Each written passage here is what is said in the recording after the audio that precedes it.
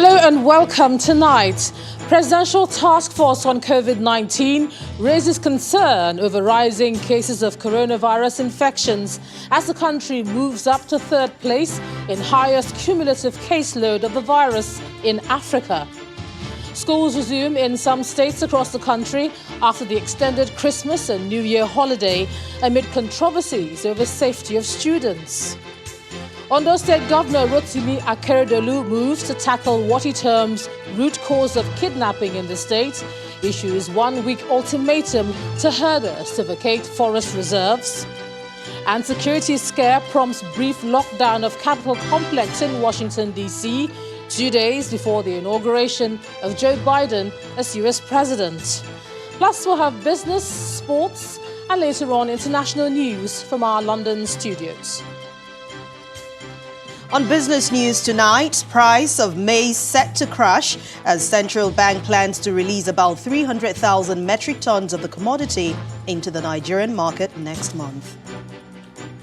And on sports news tonight, World Football governing body FIFA rejects Atletico Madrid's appeal against Kylian Trippier's ban for breaching betting rules. And from Abuja, prospective and release for the national identity number besieged the headquarters of NIMC in Abuja, despite closure of the office to ongoing main registration.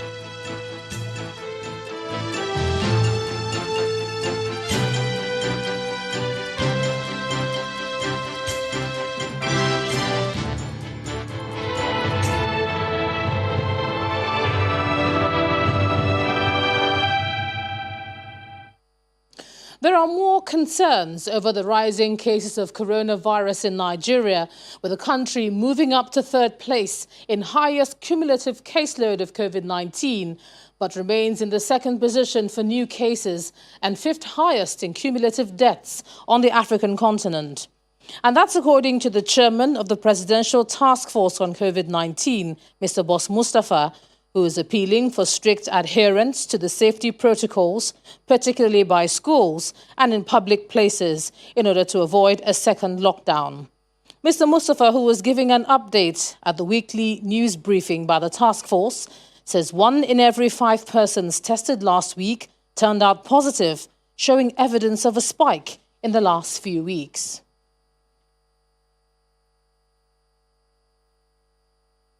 While we note that several states have proceeded with the resumption of schools, the PTF recommends strongly that very strict adherence to non-pharmaceutical interventions should be enforced by the states to avoid the escalation of cases.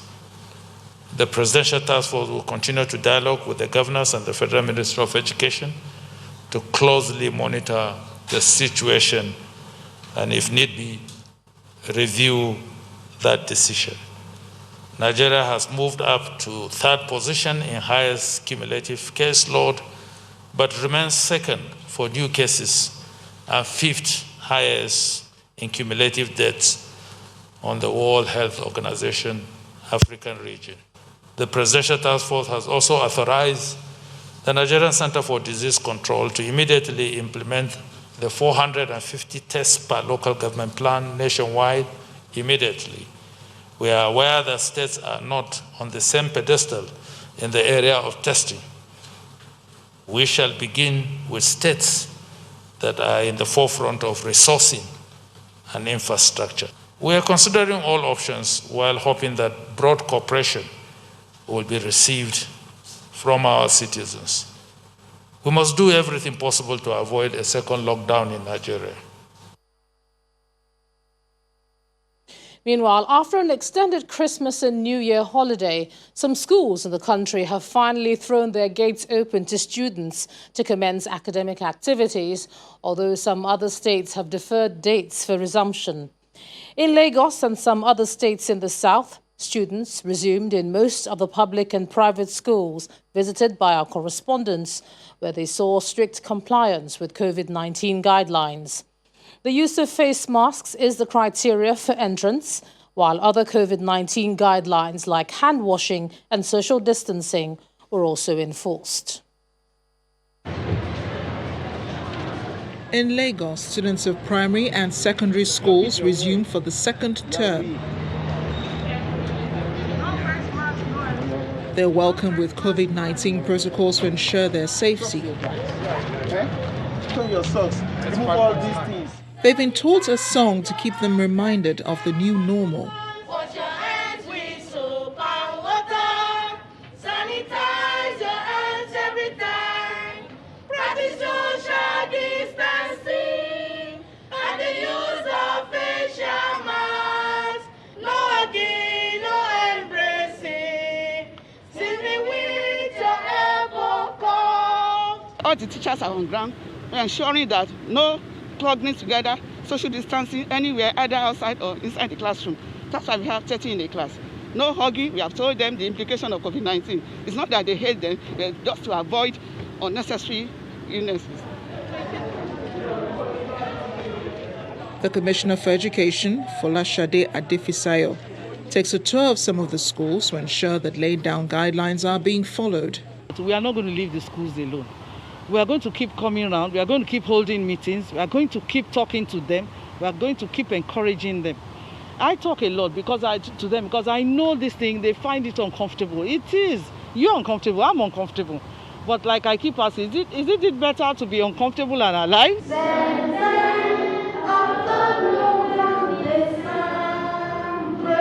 With Lagos being the epicenter of the pandemic, the state government believes residents must take responsibility if the battle to contain the spread of COVID-19 must be won.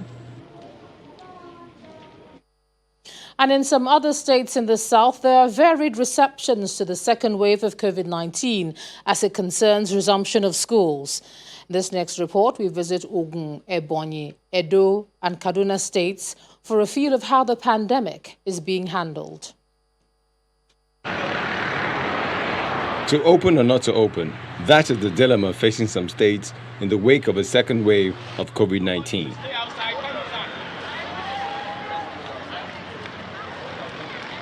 In Ogun State, students are subjected to strict screening and hand hygiene. When we go to our classes, we have arranged the class in such a way that we provide adequate spacing among them.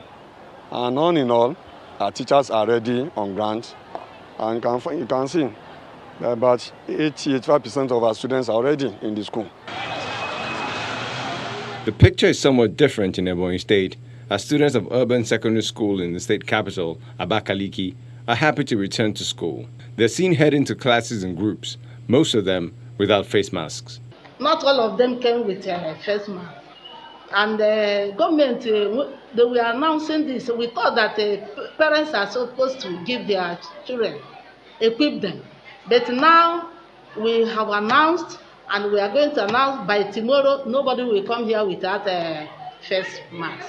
In Edo State, that schools will not reopen for now.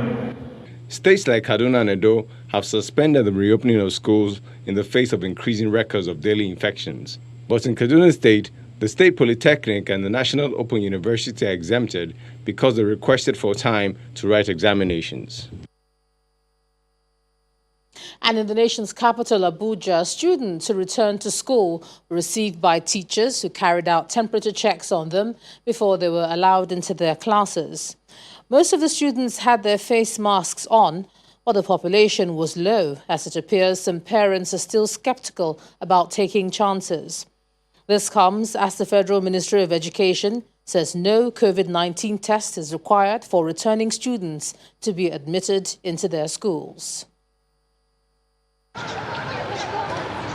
Students in the nation's capital are back in school after an extended Christmas break following the report of the second wave of the COVID-19 pandemic.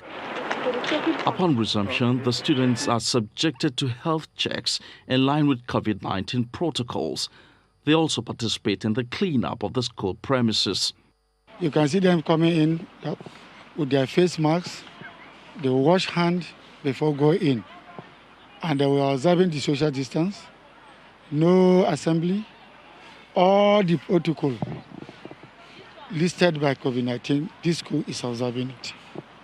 Office of the Minister of State came to do the promulgation last 2 weeks, and the school did its own yesterday. And that's where demand is like. The schools have been rearranged to accommodate the guidelines for school resumption in the classrooms, while the teachers have the mandate to enforce compliance with the safety protocols. Teachers, if you are going and see any child, if you enter the class, any child without wearing the, children are children, anywhere they behave their. So first of all, any child you see without face mask, you will be what? Will be called out of the class.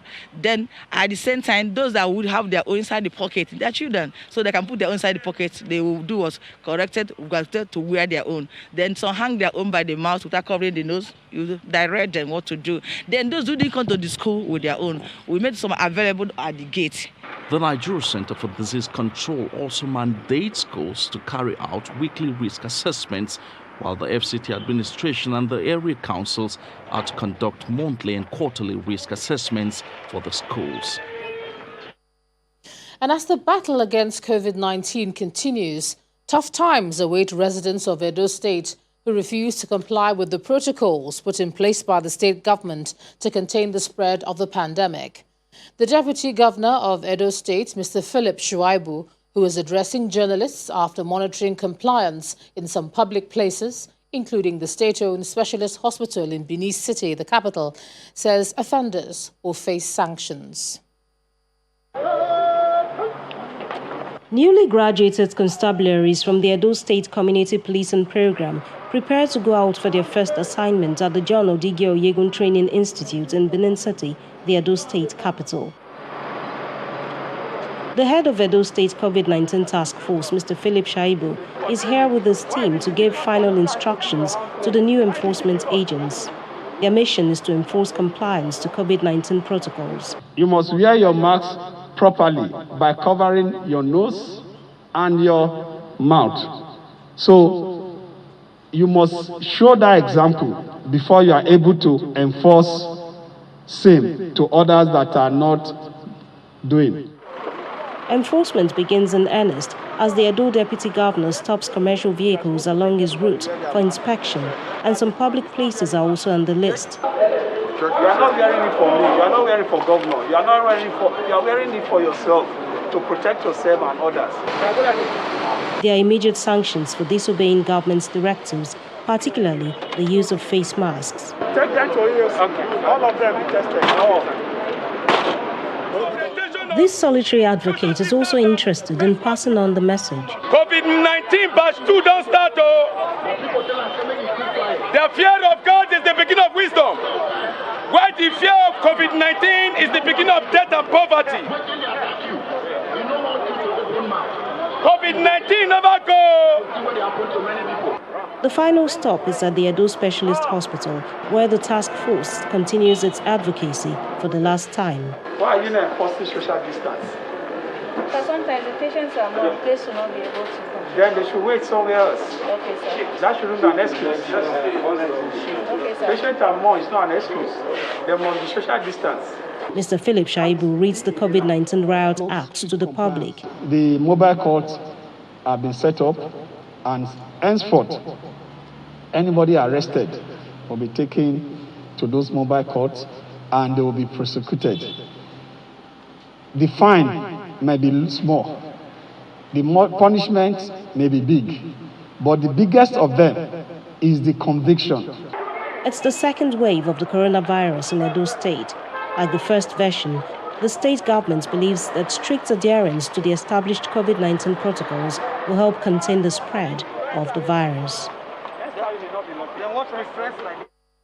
In part 2, after the break, we have more on the COVID-19 pandemic, Nigeria Governors Forum to discuss strategies of handling the second wave of the pandemic on Wednesday. That's in a moment. To join us again. Welcome back. If you've just joined us, you're watching the news at 10 on Channels Television, coming to you live from Lagos. A reminder of our top stories. Presidential Task Force on COVID-19 raises concern over rising cases of coronavirus infections as country moves up third place in highest cumulative caseload of the virus on the African continent. Schools resume in some states across the country after the extended Christmas and New Year holidays amid controversies over safety of students. Edo State Governor Rotimi Akeredolu moves to tackle what he terms root cause of kidnapping in the state. issues 1-week ultimatum to herders to vacate forest reserves.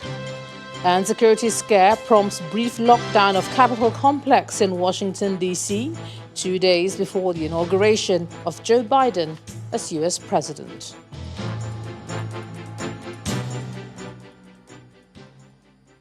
Governors of the 36 states will meet on Wednesday, January the 20th, to chart a way forward for the country on how to handle the COVID-19 pandemic. A statement from the NGF Secretariat says the governors will make a definitive pronouncement during the virtual meeting. Governor Ifeanyi Okowa, who chairs the NGF Committee on liaising with the Presidential Task Force on COVID-19, will brief the forum on efforts to mitigate the spread of the virus. Also, the chairman of the forum and governor of Ekiti State, Kayode Fayemi, is expected to brief the forum on his meeting with the president, as well as update the forum on all pending matters. 7 people have died of COVID-19 complications within 1 week in Benue State, including a Reverend Father who died today at the Benue State University Teaching Hospital, Makudi, a development the state government has warned residents to be wary of and apply extreme caution in their social behavior. The chairman of the State Action Committee on COVID-19 and Deputy Governor of the state, Mr. Benson Abonu, who disclosed this, warned against any form of celebration that could lead to the spread of the virus. Majority of COVID-19 patients in some of the isolation centers and treatment centers in the Federal Capital Territory, Abuja, are people with comorbidity and in need of oxygen. Both the Secretary, the FCT Health and Human Services Secretariat, and the COVID-19 response team led at the University Abuja Teaching Hospital disclosed this in an interview with Channels Television in Abuja. According to them, the number of infections is increasing and the majority of patients are reporting late to treatment centers.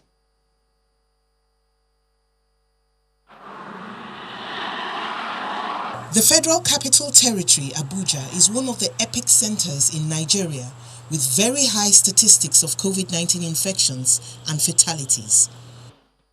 According to the Nigeria Center for Disease Control, the FCT contributes over 14,000 cases to Nigeria's more than 110,000 confirmed cases of COVID-19.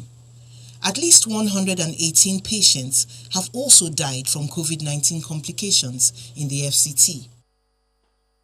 Notwithstanding these scary realities, many residents still do not adhere to the safety protocols. This has contributed to the rise in the numbers of the new infections. For instance, on Friday, January the 8th, the number of new infections in the FCT was 153. It rose to 206 on Saturday, January the 16th.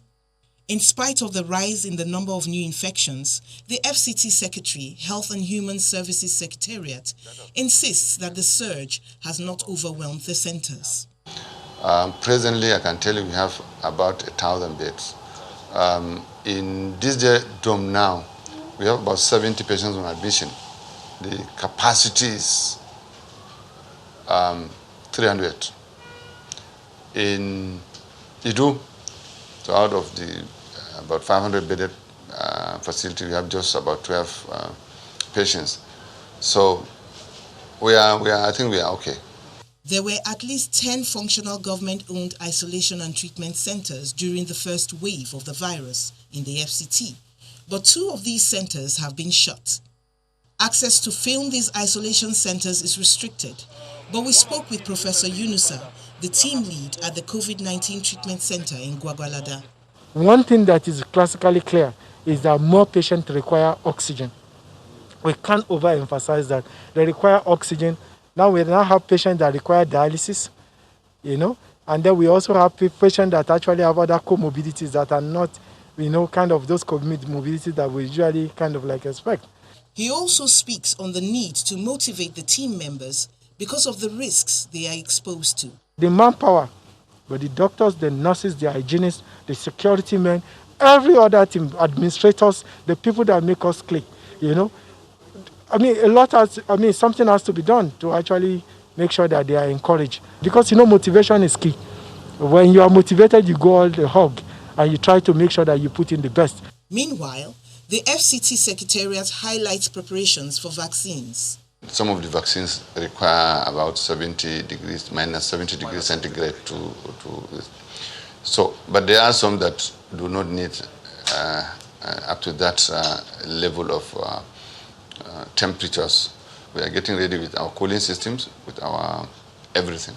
Nigeria's COVID-19 cases are rising rapidly amidst so much uncertainty about the ability of an already overstretched healthcare system to manage the situation should the cases continue to rise uninterrupted.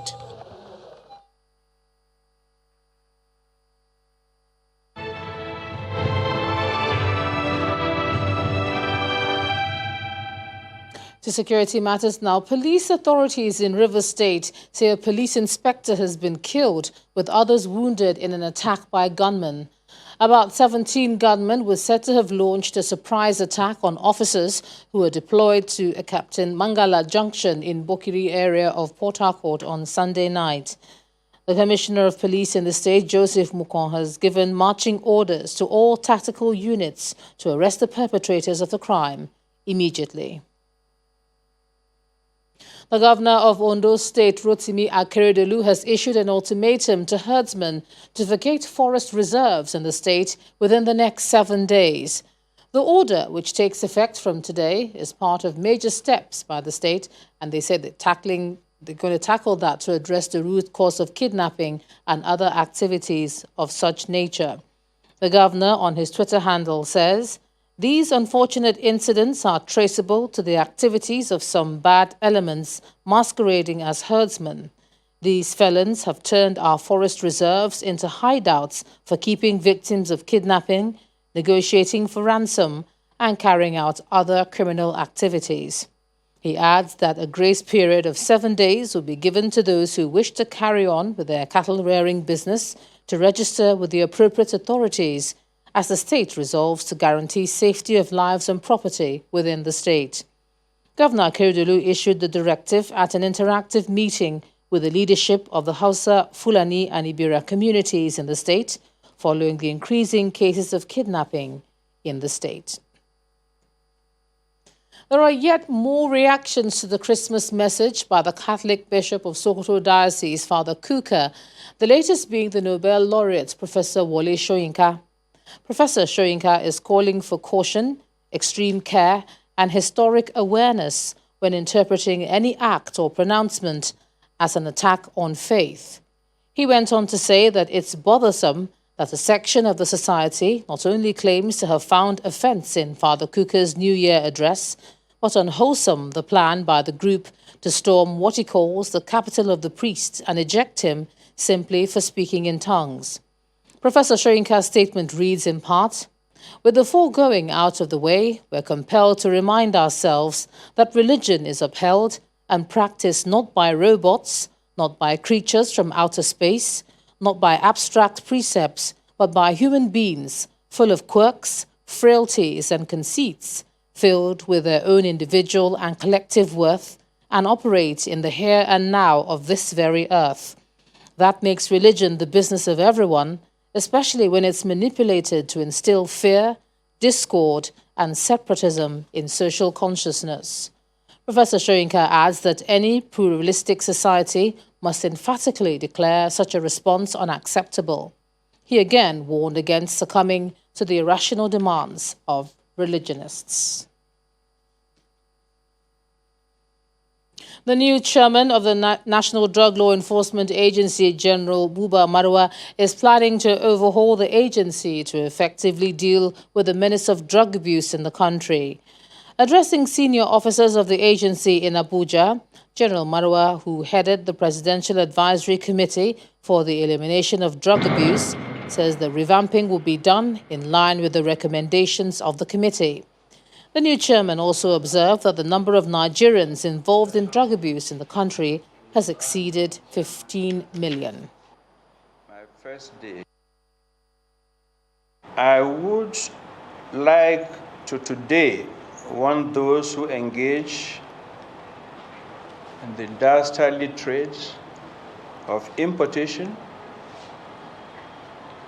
export, cultivation, processing, manufacture, trafficking, sale, and consumption of illicit substances to stop forthwith, or they should be prepared to contend with the NDLEA. It needs repeating that the number of drug users in Nigeria now, looking at all the age brackets, must be well over 15 million. We can, will, and must eliminate the drug scourge. NDLEA will be overhauled and expanded in line with the PACIDA recommendations. It is the task of NDLEA to stop all this unacceptable nonsense of drug abuse, drug trafficking in Nigeria. When the news at 10 returns, prospective enrollees for the national identity number besieged the headquarters of NIMC in Abuja despite closure of the office to ongoing registration. To join us again. Welcome back to the news at 10. Let's cross over to Abuja now. Here's Terry Ikumi. Terry? Well, hello, Ejoma. Let's begin with the NIN registration issue. Despite an announcement by the government that the National Identity Management Commission office in Abuja be closed for registration, prospective enrollees for the National Identity number thronged the headquarters today. The Minister of Communication and Digital Economy, Dr. Issa Pantami, had ordered the closure of the office and creation of 20 centers across the Federal Capital Territory for the NIN registration, a decision that is now generating reactions. One would have thought the headquarters of the National Identity Management Commission will be devoid of enrollees after the announcement of its closure by the Minister of Communication and Digital Economy. But that is not the case. They cluster around the notice, planning their next line of action. I actually came for the registration, but getting to this place, I wasn't aware that they have stopped the registration here and it's been shifted to different areas. I only saw the notice here that has been pasted, so I just stayed around to pick up some little information, then go back to my center. Well, I'm not yet optimistic because of the way the management have changed the program. I'm not yet optimistic. I may go there now, I may not turn out to be late to see that they are not working there. It's a tale of theft and slow process of registration at the State Office of the Commission. The enrollees appeal to the federal government to address the demands of workers of the Commission. When they complain about bad equipment or lack of equipment, they blame government, the part of the government. Government could have made provision before coming out with these decisions. Then we've gathered Nigerians for this, not to suffer all the time. We let suffering our country, our countrymen, which is I don't think is right. Me here like 4 o'clock, every 4 a.m. every morning, and now all of a sudden someone stole my phone in this crowd. All of us came here for a purpose, Abi, to do our NIM, and someone just stole my phone. Now the purpose of me doing the NIM is even defeated. How did the person expect me to accomplish that when my phone is stolen? It's not possible now. The situation at the Kubwa satellite town is different. The atmosphere is calmer and the registration easy and fast, according to this enrollee. It's been easy, like it's been simple. I did everything today, so they give me everything. I'm okay with it. I'm happy. Following the activation of the enrollment centers across the FCT, there seems to be a glimmer of hope for the enrollees as the registration process is becoming less cumbersome in some centers, while others remain optimistic that theirs would improve soon. To the courts, the trial of a former governor of Adamawa State, Admiral Murtala Nyako, has been stalled following the adjournment of the case at the instance of the Federal High Court. At the resumed trial, Justice Okonabang informed parties that the court is adjourning the trial to the 26th of February to enable the defendants reply on point of law on their no-case submission. Admiral Nyako had urged the courts to strike out the alleged 29 billion naira money laundering charges filed against him and others by the Economic and Financial Crimes Commission, EFCC. The anti-graft agency is prosecuting the former governor alongside his son, Abdulaziz Nyako, two companies, Sebor Farms and Extension Limited and Pagado Fortunes Limited. They are listed as first, second, sixth and seventh defendants. Other defendants are Zulkifik Abba, Abubakar Aliyu, Blue Opal Limited, Tower Assets Management Limited, and Crust Energy Limited as third, fourth, fifth, eighth, and ninth defendants, respectively. He was arraigned on a 37-count charge of criminal conspiracy, stealing, abuse of office, and money laundering. A forensic documents examiner and retired Assistant Superintendent of Police Raphael Onwuzuligbo, subpoenaed on the application of the petitioner on Monday, gave evidence in the petition of the Action Democratic Party and Emmanuel Iboy filed against the Independent National Electoral Commission, the People's Democratic Party, Godwin Obaseki, the APC, and its candidate Osagie Izeyamu. The petitioner, through the witness, tendered two documents: the report of his findings on the certificate of the third respondent and the subpoena which commanded the witness to appear before the court. The counsel for first to third respondents objected to the admissibility of the forensic evidence report, reserving their reasons till the final address, and the report was subsequently admitted in evidence. The witness confirmed on the cross-examination that he had given evidence in a recently decided case at the Federal High Court bordering on the alleged forgery of the third respondent's University of Ibadan degree certificate.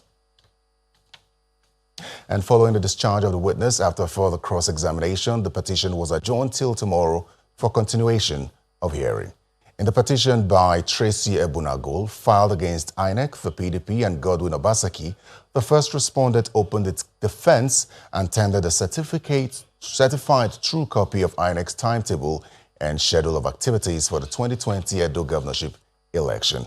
The second respondent told the tribunal that it would be relying on evidence elicited from the cross-examination of the petitioner's witnesses. Meanwhile, the People's Democratic Party is asking the Federal High Court in Abuja to sack a former Speaker of the House of Representatives, Yakubu Dogara, for defecting to the All Progressives Congress while still bearing the mandate of the party. At the resumed hearing of the suit, the lawyer to the plaintiffs, Mr. Jibril, urged the court to abridge the time for the hearing of the suit, owing to the fact that Mr. Dogara is already enjoying legislative privileges as a member of the House of Representatives. Justice Okunabang, after listening to the lawyers to the defendants who did not oppose the application to abridge time, fixed the 4th of February 2021 for hearing. Mr. Dogara, representing Das, Tafawa Balewa, and Bogoro Federal Constituency of Bauchi State, defected from the APC to the PDP before the last general election and won a re-election to the House on the platform of the PDP. Now, price of maize set to crash as central bank plans to release about 300,000 metric tons of the commodity into the Nigerian market next month. And that's on Business News. Up next with Ann Waodu.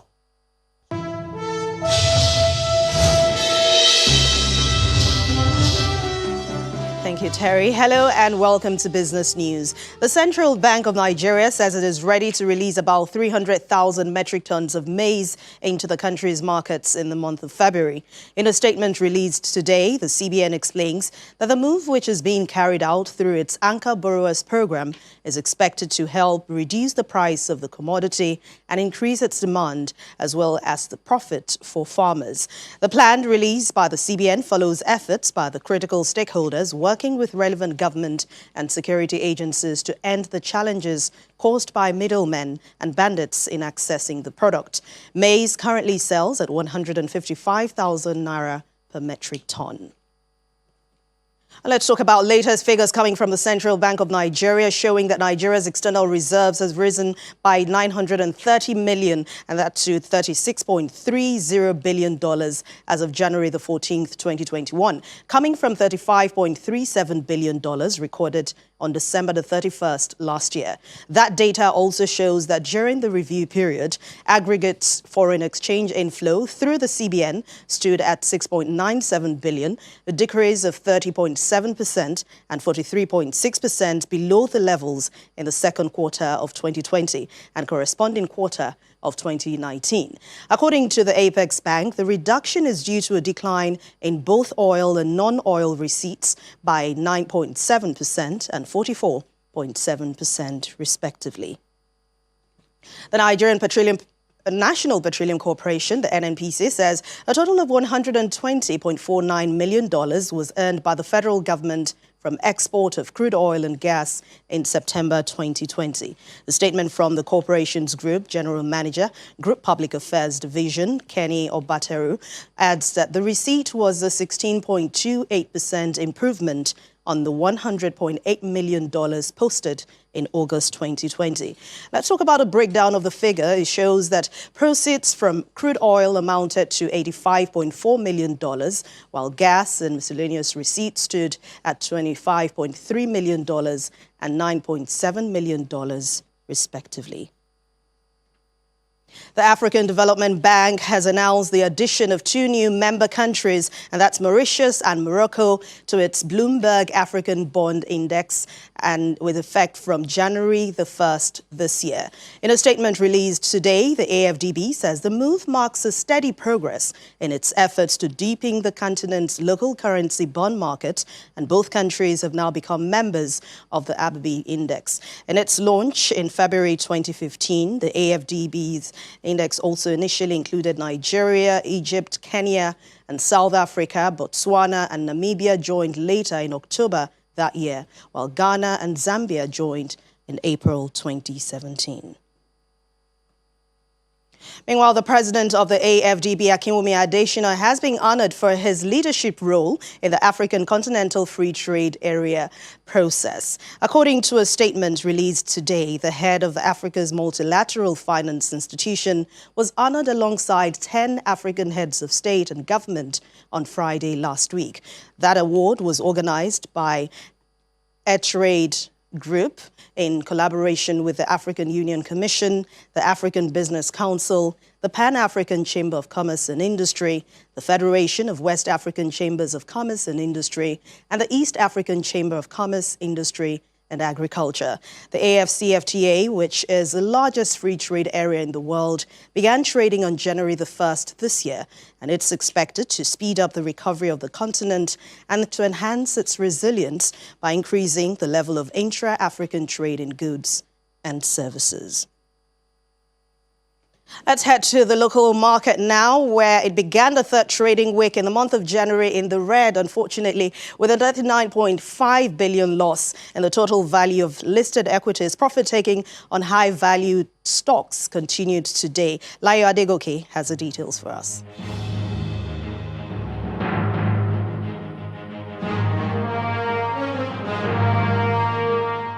Thank you for joining us for the Stock Market Report.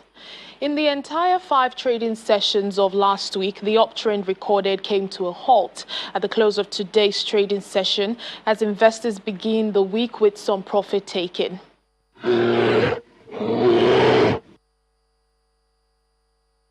Now, with that growl, the BS signaled its emergence from hibernation, which is represented by the 0.23% drop on the all-share index and nearly 40 billion naira loss in overall market's total value. Interestingly, the market had started with positive sentiments, but the losses from industrial equities heavyweight Dangote Cement, as well as some high-value consumer goods components, took the shine off from 35 gainers. However, traders say there is nothing to worry about, as the negative performance recorded today is as a result of sell pressure from some investors, while their interest equities still remain. Now, this is quite evident, as you can see on the activity chart, where the volume of shares transactions closed the session with an impressive total turnover of more than 730 million units, worth over 4 billion naira. The third trading week has just begun, and we can only keep our fingers crossed for the performance in the coming sessions. That's it on the Stock Market Report. I'm Layo Adegoke.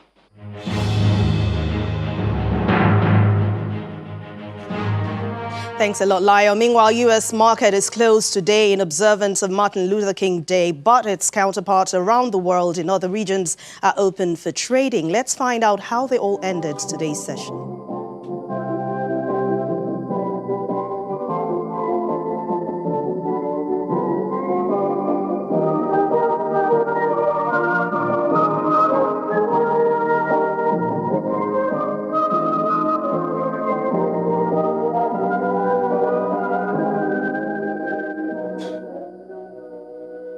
And that's Business News Tonight. Thank you for watching. I'm Anne Nwawodo. The rest of the news at 10 continues now with Ijoma. The U.S. Capitol complex was locked down for about an hour today out of an abundance of caution after a small fire broke out nearby just days to the inauguration of President-elect Joe Biden. The police released a statement afterwards saying the lockdown was lifted and the fire was contained.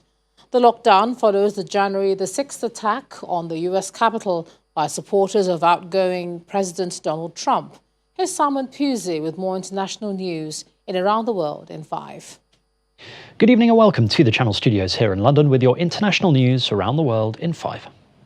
The United States and several European governments have demanded the release of opposition leader Alexei Navalny from Russian detention. Are you nervous? No, not at all. Mr. Navalny was poisoned last August before being flown to Germany for emergency medical treatment. Yesterday, he flew back to Russia, boarding a flight despite warnings he would face arrest on landing. Russia's prison service said Mr. Navalny had violated the terms of his suspended sentence for embezzlement and that he would remain in custody until a court ruling. A court hearing was organised at a police station on the outskirts of Moscow. In a video released by his spokeswoman, Mr. Navalny described the hearing as lawlessness of the highest grade. The US and European Union have led calls for Mr. Navalny to be freed, but stopped short of threatening any punitive action. A group of Central American migrants directed to the US border has been met with truncheons and tear gas in Guatemala, where security forces have blocked their path. Thousands of people were intercepted on a road near the border with Honduras. The government said it would not accept illegal mass movements. An estimated 7,000 migrants, mostly from Honduras, have entered in recent days, fleeing poverty and violence. They hope to travel on to Mexico and then the US border. The caravan was first slowed down by security forces to then be stopped by officers blockading the main roads. Several people were injured in the police operation. A nurse has received Brazil's first vaccine dose after health regulators gave emergency approval to 2 jabs.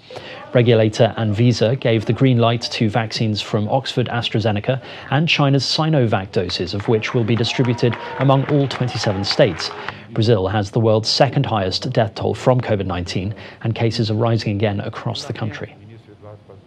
In China, rescuers say that 12 miners trapped underground after an explosion in a gold mine a week ago are still alive. State media report the workers managed to send a note saying, "Don't stop trying to reach us," to rescuers 7 days after the accident.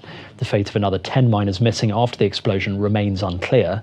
The 22 workers were trapped at the Hushan mine in eastern China on January the 10th after an explosion damaged the exit and the communication system of the mine, which was still under construction. The party of the Ugandan opposition leader Bobi Wine has said it is preparing to challenge the election victory of President Yoweri Museveni. Cannot meet him to dialogue on very important matters of the party. They've also condemned the so-called house arrest of Bobi Wine and his wife. On Saturday, the Electoral Commission declared Mr. Museveni the winner of the vote, with final counts showing the president won 59% of preferences. The United States and the UK have issued statements calling for investigations into fraud reports and other concerns. The campaign and election were marked by a deadly crackdown by security forces on opposition candidates and their supporters, accompanied by an internet shutdown. At least 15 shellfish lorries have clogged up roads near the British Parliament after a series of problems exporting fish to the European Union due to Brexit. One lorry with the slogan Brexit Carnage parked just metres from Downing Street, the official office of Prime Minister Boris Johnson. Many Scottish fishermen have not been able to export their stocks to Europe since the start of the year after the introduction of catch certificates, health checks and customs declarations. The fishermen complain the added red tape is causing lengthy delays to delivery times, prompting European buyers to reject them. A team of 10 Nepali climbers has set a new world record by becoming the first to reach the summit of K2, the world's second highest mountain in winter. Dozens of climbers have been on the 8,611-metre mountain this winter, hoping to achieve the same feat. One Spanish mountaineer has died after suffering a fall this weekend while descending with the Nepali team. K2, which is only 200 metres shorter than Everest, is part of the Karakoram range that straddles the Pakistan-China border. And finally, Egypt has unveiled a significant new archaeological discovery at the Saqqara necropolis south of Cairo, including 54 wooden coffins, many of which can be traced back 3,000 years. The funerary temple of Queen Niet was also discovered near the pyramid of her husband King Teti, which dates back 4,200 years. The coffins include the first dating back to the New Kingdom to be found at Saqqara. Carved in human form and painted in bright colours, many of them are still very much intact. And that's your international news around the world in 5. Now back to the Channel studios in Lagos. Thanks a lot, Simon. Let's take a look at some sports now. Here's Olumide Macaulay. Thank you, Joma. Hello and welcome to Sports News. Côte d'Ivoire has emerged winner of the WAFU Under-17 Championships in Togo after beating Nigeria's Golden Eaglettes 3-2 in the final of the competition. Coach Fatai Amo's boys started the game poorly and eventually conceded 3 goals. The Golden Eaglettes fought back bravely in the dying moments of the match, but could only pull back 2 goals. Nigeria has already qualified for the CAF Under-17 tournament to be held in Morocco by virtue of reaching the final of the WAFU Under-17 Championships. In the English Premier League, Arsenal secured a dominant 3-0 victory over Newcastle at the Emirates Stadium. After a goalless first half, the Gunners came out flying in the second half with a brace from captain Pierre-Emerick Aubameyang and a goal from Bukayo Saka. With this win, Arsenal have moved to 10th position on the league table. That's it on Sports News. Ijama, back to you.